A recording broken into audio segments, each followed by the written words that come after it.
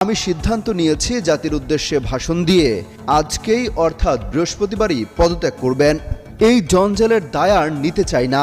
এরই মধ্যে যেসব ঘটনা ঘটেছে সবকিছুর পেছনে রাজনৈতিক ইন্ধন আছে। আমাদের অস্তিত্ব নিয়ে প্রশ্ন তুলছে তারা। এরপর জাতির উদ্দেশ্যে প্রধান উপদেষ্টার ভাষণের স্ক্রিপ্ট লেখা ও তার রেকর্ড করার আয়োজন শুরু হয়।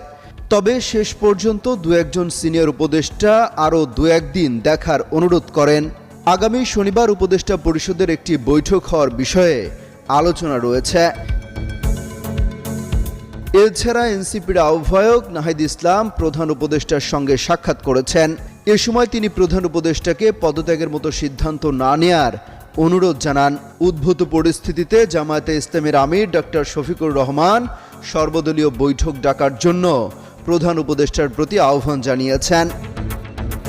এদিকে প্রধান উপদেষ্টার পদত্যাগের আলোচনা